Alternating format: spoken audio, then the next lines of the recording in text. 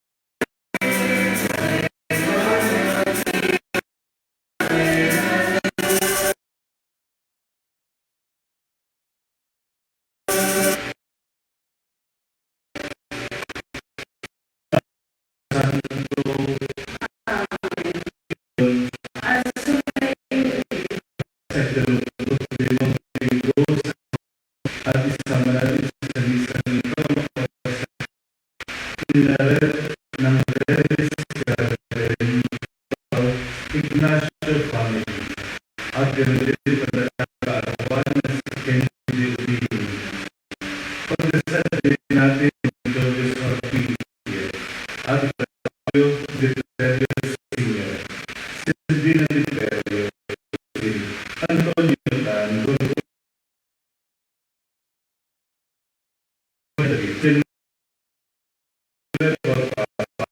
upang maging marapat na patay at gumanap sa pagdiriwang na ito. Nanahimik tayo sa mandali ng ating mga sarili.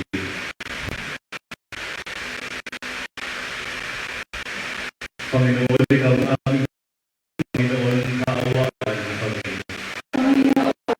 Kristo, ikaw lamang ang katotohanan. Kristo, Panginoon, ikaw ang buhay at buhay na walang kaawaan ng Panginoon.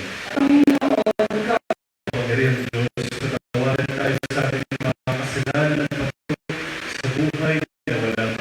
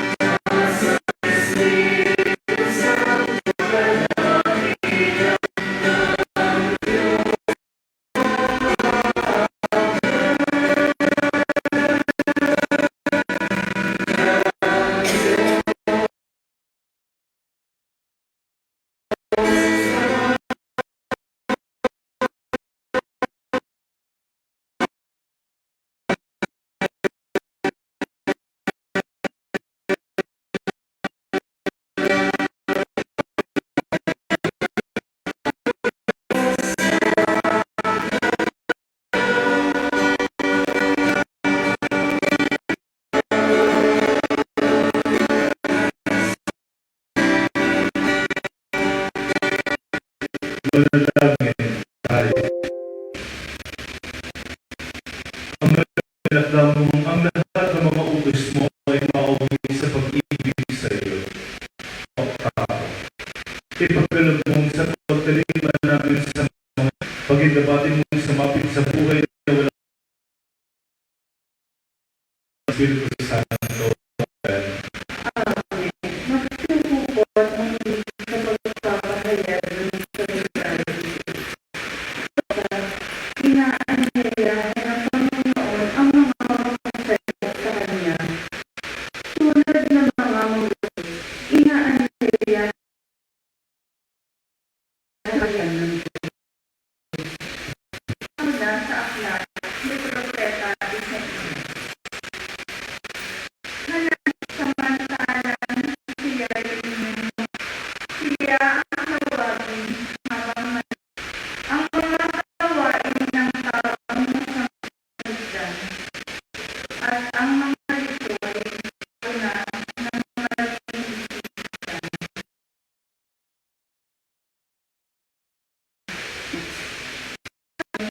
Upang kapatagan at mula sa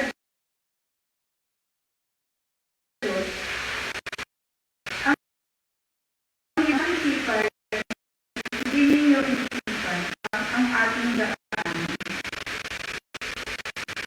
Ang isip na mataas, isip ko ninyo ang malas. Salita Diyos ay tapat at Diyos ay tapat at totoo sa pasasalamat, tigil ng pasasalamat, mapakailanman. Dahil tuloy siya ay mahirap natin ginawa. Totoo sa dumadala. Ang Panginoon Diyos ay at Diyos ng kapal. Ang pagkakupal. Siya kahit kanino kanyang nilikha mamalas.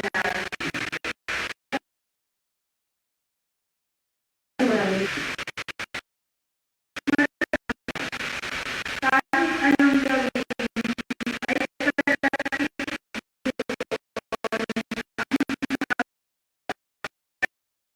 at handang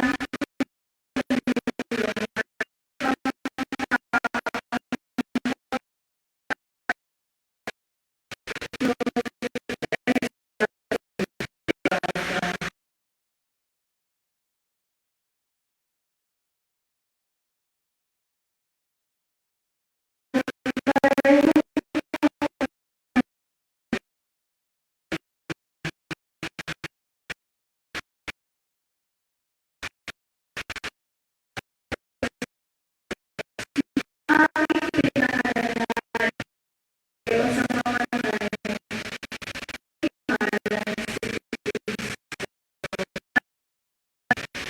si Kristo ang pakinabang ang pamatay.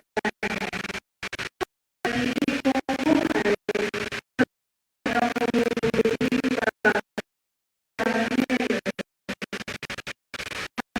sa dalawang amahan. Tanong na sa buhay na makapag-ibig ito ang lalaki. Kung mananatili, buti naman sa inyo. Pagsikapan ninyong mabuhay ayon sa mabuting balita tungkol kay Kristo. Ang salita ng Diyos. Salamat sa Diyos. Magkitayo po.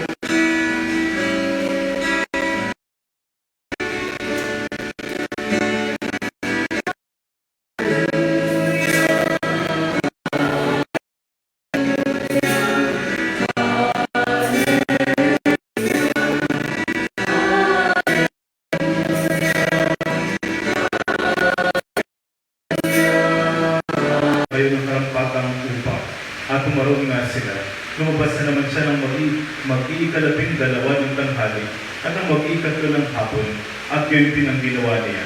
Nang mag-iikalima ng hapon, siya'y lumabas ulit at nakakita pa ng ibang wala rin ginagawa. Sinabi niya sa kanila, bakit kayo tatayo-tayo lang dito sa buong maghapon?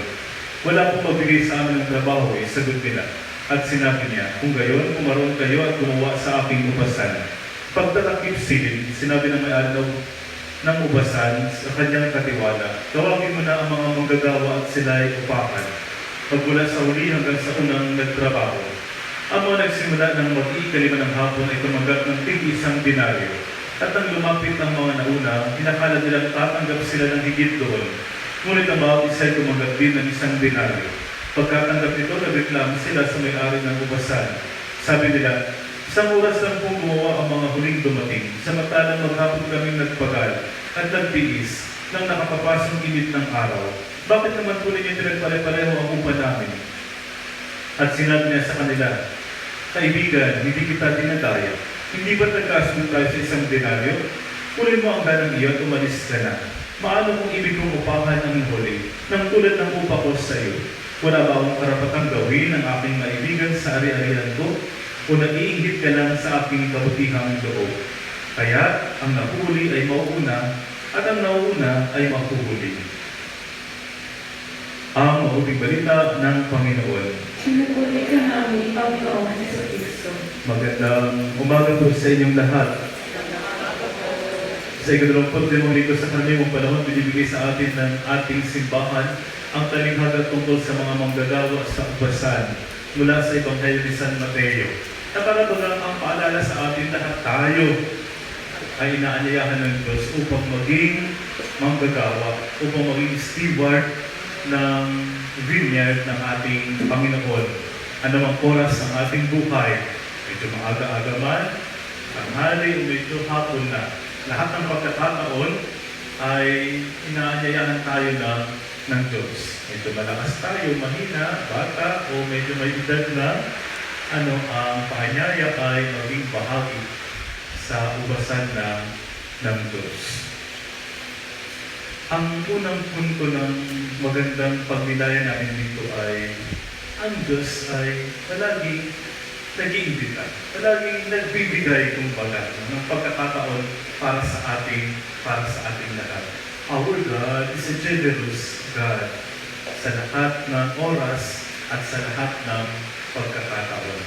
Bago ako nakapasok sa seminaryo, yung nag-interview sa akin ay sabi niya, bakit ka magpapari? Samantala wala namang pari sa pamilya ninyo. Wala akong hargang pari na hanggang sa kasalukuyan, kakilala ko. Siguro mayroon, I don't know. Pero hanggang sa kasalukuyan, wala akong nakikitang hargang pari. Ako pa lang po.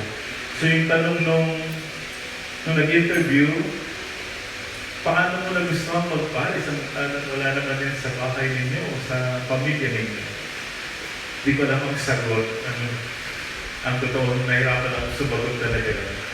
Pero I tried na sumagot ng ganito. Sabi ko, kasi yung tatay ko nawala sa dagat noong ako ay 5 years old, nung nangisda siya sa dagat. Pangalawa, yung nanay ko na mawala ang tatay ko sa dagat, madaling araw pa lamang, nagtitinda na kami ng pandesal. Pagkatapos magtinda ng pandesal, magtitinda kami ng isda sa palengke. Pagkatapos sa hapon, umuha kami ng dahon ng saging at nagbababad na siya ng para lutuin kakanin, para maluto yun para sa kinabukasan.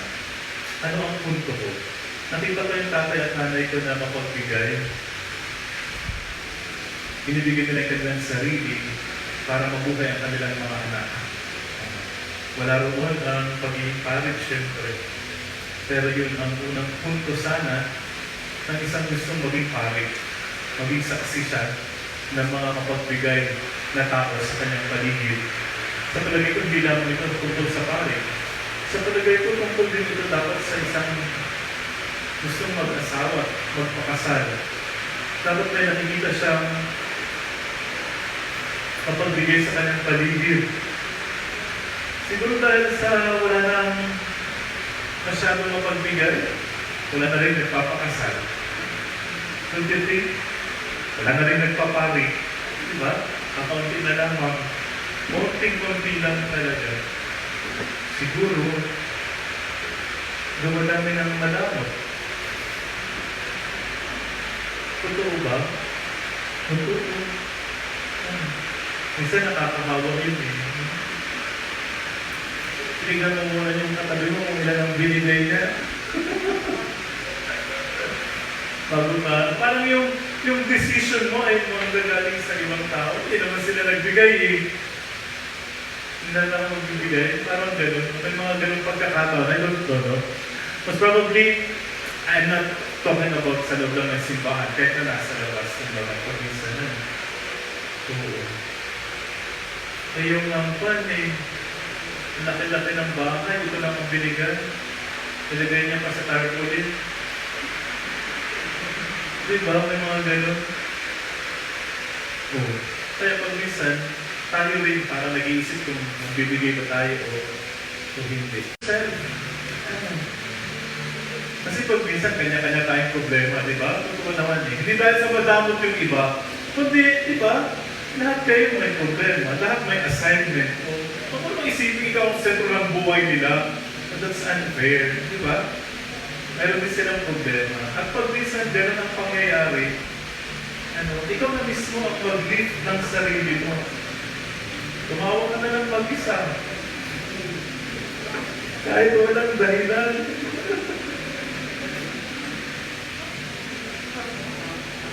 Pero sinasuggest yun, na mga punta kayo sa counselor, punta kayo sa psychologist, they advise, pwede tumawa mag-isa kahit walang dahilan. At yung inner self, dadaan, diba? Kaya lang, tapos walang nakakakita. Pero medyo mahirap yun. Medyo mahirap. Again, please be generous. Wag madamot. Because our good God is very generous to us. His invitation for us ay sa lahat ng pagkakataon ng ating buhay. Malakas tayo, patak tayo, mahinat tayo, diba? And remember, John Paul II, kahit na mahinat siya, nagpatuloy siya bilang Santo Papa. Pinakita niya na kahit sa kanyang kahirapan at sakit, nanginginig na siya noon, and yet, nagpatuloy siya bilang Santo Papa hanggang sa siya ay mamatay. Of course, Benedict XVI, magkaiba naman siya. Sabi niya rin, ang gusto mo mag-resign naman. So nag-resign si Benedict para lalong makatulong sa simbahan. Paano yun?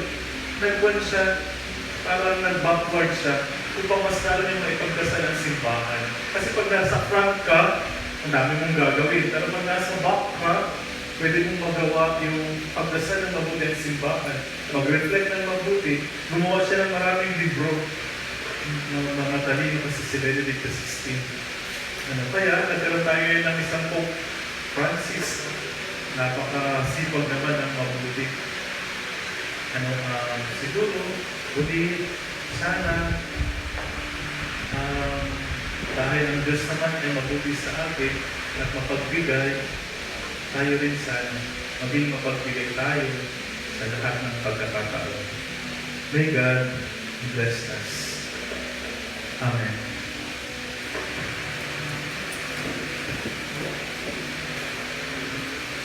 Sumasampalataya ako sa Diyos sa mga makapangyarihan sa lahat na may gawa ng langit at lupa. Sumasampalataya ako kay Jesus Cristo, iisang anak ng Diyos, ang Panginoon natin lahat. Nagkatawang tao siya ng Espiritu Santo. Pinanganak ng Santa Maria Virgen. Pinagpakasakit ni Poncio Pilato. Pinanganak sa krus ng mga Pilipino. Nanawag sa kinaroonan ng mga lumang. Nang may katawang araw at buhay na muli. Tumakyat sa langit. Natulog sa kanan ng Diyos ang mga makapangyarihan sa lahat. Doon na bumunang kalito at hukukum sa mabubuhay ang mga walay na tao. Sumasampalataya naman ako sa Diyos Espiritu Santo, sa banal na simbahang Katolika, sa kasamahan ng mga banal, sa kapatawaran ng mga kasalanan, sa pagkabuhay ng muli at sa buhay na walang hanggan. Amen. Nababatay ang pagkamit natin ng paghahari ng Diyos sa ating pagpapakabuti ng walang hinihintay na kapalit. Hingin natin sa ating Ama na magbigay ng may-ari ng ubasan na gawin niya tayong mga mabubuting manggagawa sa kanyang kaharian. Sabihin natin, Panginoon, gawin mo kaming mga lingkod. Panginoon, gawin mo kami mga lingkod para kay Papa Francisco at sa mga namumuno ng simbahan. Maging tapat nawa sila ang tagapagpahayag ng salita ng Diyos sa kabila ng pag-uusig at kahirapan. Manalangin tayo. Para sa mga pinuno ng pamahalaan, mga mambabatas at mga negosyante, tulungan nawa nila ang mga mamamayan sa kanilang pagpupunyagi at maglaan nawa sila ng marangal na trabaho na may makatarungang sabot para sa lahat ng manggagawa. Manalangin tayo. Para sa mga manlalayag at sa kanilang pamilya, upang patuloy silang maging matatag sa kanilang pananampalataya at makaiwas sa anumang uri ng unos at pagsubok sa buhay. Manalangin tayo. Para sa mga walang hanap buhay, naway huwag silang mawala ng pag-asa at magsumikap na makatagpo ng disenteng trabaho, makapagtataguyod sa kanilang pamilya. Manalangin tayo. Naway magbago ang aming mga puso't pamumuhay tungo sa pagiging tapat ng mga katiwala ng Santinapal sa halip na pagsamantalahan ito para sa aming pansariling kapakanan. Manalangin tayo. Sa katahimikan, idulog natin sa Diyos ang ating mga personal na panalangin.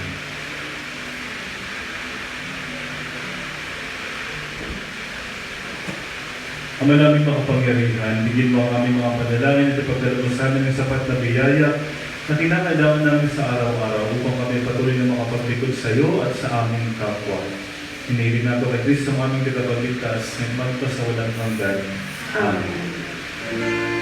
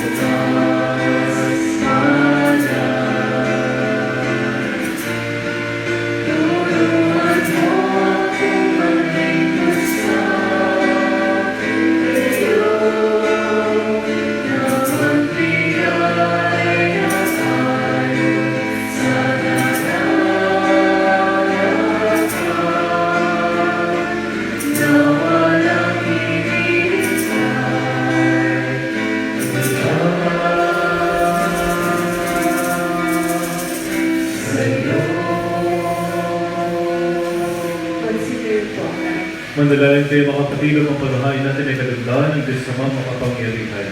Pagdating nawa ng Panginoon, ikaw paghahain sa iyong mga kamay, sa kapulihan niya at karangalan sa ating kapanginabangan at sa buong sambayanan niyang banal.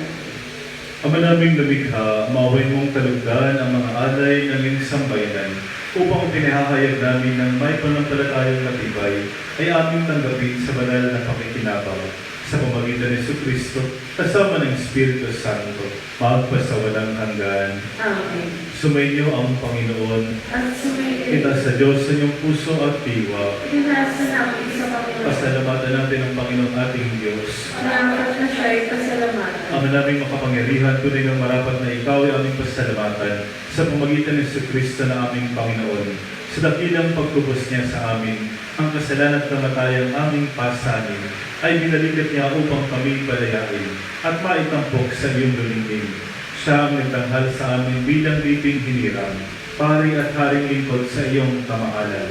Mula sa kadiliman kami iyong tinawag upang makasapit sa iyong liwanag. Bilang iyong angkang may tungkuling maglahad ng iyong dakilang pag-ibig sa lahat. Kaya kaisa ng mga anghel na nagsisiyaw ng papuri sa iyo, na walang pay sa kalangitan, kami nagbubunyi sa iyong kadakilaan.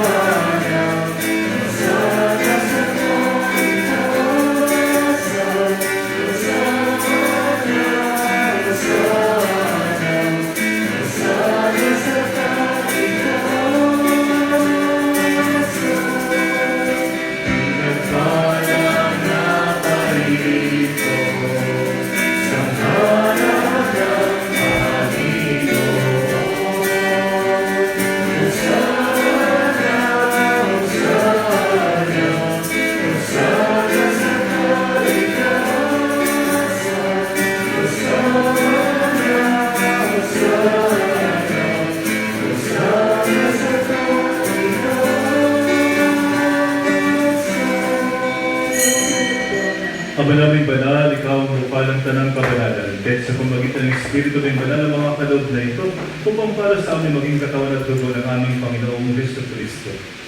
Bawi niya pinagtiis ang krus ang loob na maging handog, ginawa kanyang tinapay.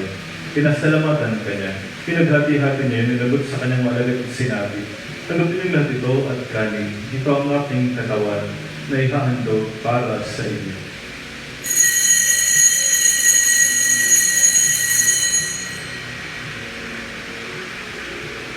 Gayun din naman ang matapos ang hapunan, hinawakan niya ang kalis, muli kanyang pinasalamatan. Inabot niya ang kalis sa kanyang malagad at sinabi, tanggapin niyong lahat ito at inumin. Ito ang kalis ng aking dugo ng bago at walang hanggang tipan. Ang aking dugo ay bubuhos para sa inyo at para sa lahat. Sa ikapagpapatawad ng mga kasalanan, gawin ninyo ito sa pag-alaala sa akin.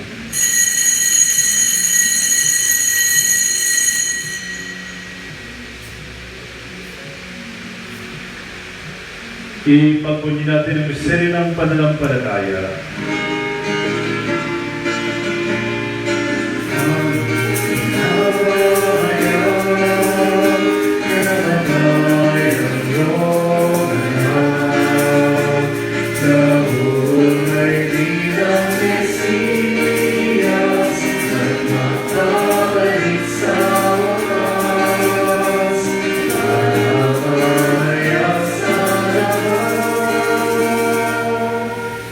Ginagawa namin ngayon ang pag-alaala sa pagkamatay at muling pagkabuhay ng anak ay tiniyalay namin sa iyo ang tinapon na nagbibigay buhay at ang kalis na nagkakalot ng kaligtasan. Kami nagpapasalamat dahil kami yung minarapat na may sarap mo para maglingkod sa iyo.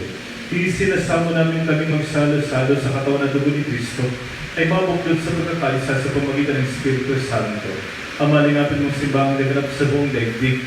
Puspusin mo kami sa pag-ibig kay San Francisco na aming Papa, Libantuloy ng Bispo at ang Tanang Kaparian. Alahanin mo rin ang mga kapatid naming nahinday na may pag-asa sila muling mabubuhay. Pwede na tamang pumanaw, kaawaan mo sila at patuloyin sa iyong kalinagan. Kaawaan mo pagkitapatin kaming lahat ng mga salot sa iyong buhay na walang wakas. Kaysa na mahal na Birheng Maria, na ina ng Diyos. Kaysa ni San Jose na kayang tapat na esposo. Kaysa ng mga apostol. Kaysa ng lahat ng mga banal na namuhay dito sa daig ng kalugod-lugod sa iyo. Maipagdiunawa namin ang pagpupulay sa karangan mo sa pamagitan ng anak na aming Panginoong Heso Kristo. Sa pamagitan ni Kristo, kasama niya at sa Kanya, ang lahat ng pananampupulay sa iyo, Diyos na mga pangyarihan, kasama ng Espiritu Santo, magpasawalang hanggan.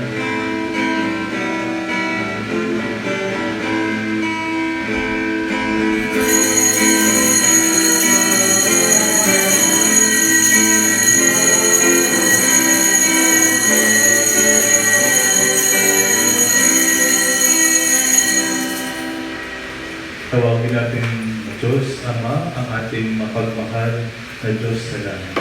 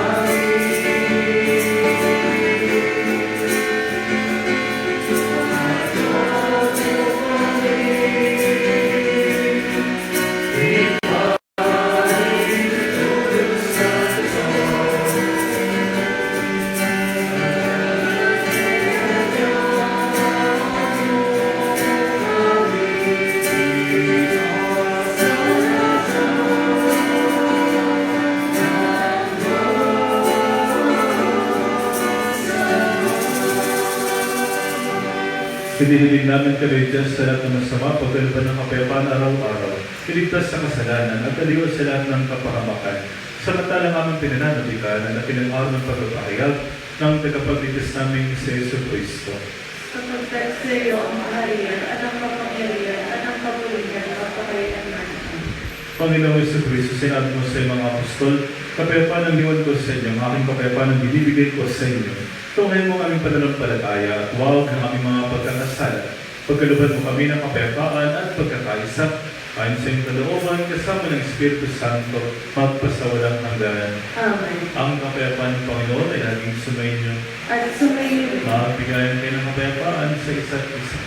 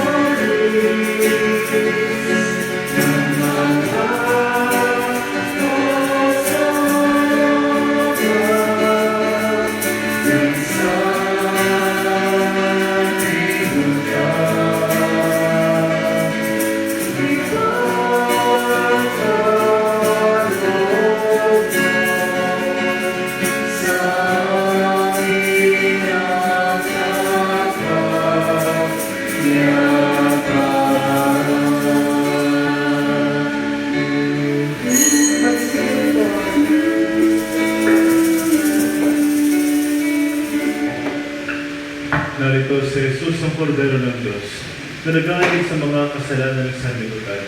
Makapalit tayong inaanyahan sa kanyang banal na piling. Panginoon, hindi ako karapat-dapat na magpatuloy sa iyo, ngunit sa isang salita mo lamang ay gagaling na ako.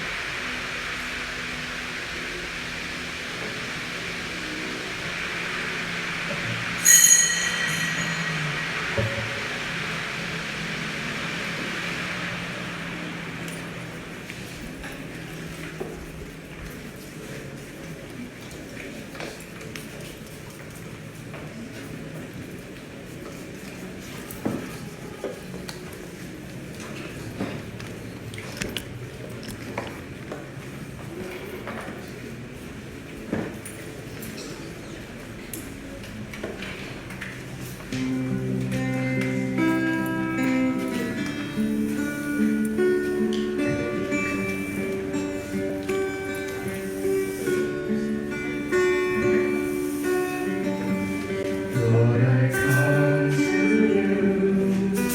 Let my heart be changed. Renewed, flowing from the grace that I found in you.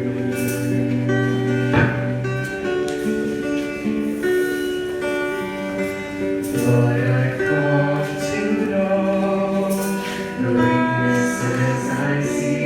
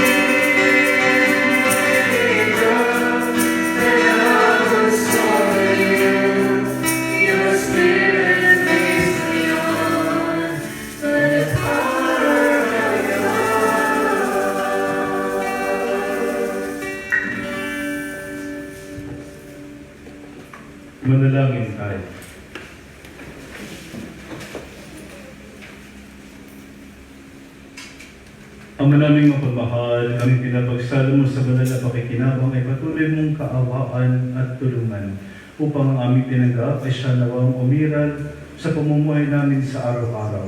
Bunga na yung pagtubos na aming ipinagpiriwang sa pamagitan ng Kristo kasama ng Espiritu Santo magpasawalang hanggan. Amen. Ilang paalala lang po. Maaari po natin ibigay ang ating donasyon pagkatapos po ng misa sa ating pong offertory table. Meron po dong box kung saan pwedeng ihulog. Or pwede rin po natin ipadala sa ating GCash number 0922-517-3636 na naka-flash din po sa ating screen. Yun lamang po, maraming salamat. Sumainyo ang Panginoon. At sumayo rin. Imuhukay tingin ang pagpapala ng Diyos. Pagpalain nawa kayo tingatan ng Panginoon, ngayon at magpasawalang hanggan. Amen. Naway kakabagan niya kayo at subaybayan, ngayon at magpasawalang hanggan. Amen. Lingapin nawa niya kayo at bigyan ng kapayapaan, ngayon at magpasawalang hanggan. Amen. At pagpalain kayo ng mga pangyarihang Diyos, ng Ama at ng Anak at ng Espiritu Santo. Amen. Tapos na po ang ating banal na misa. Ingat po kayong umuwi. Pagpalain nawa kayo at humayong at taglay ang pag-ibig ng Diyos. Salamat sa Diyos.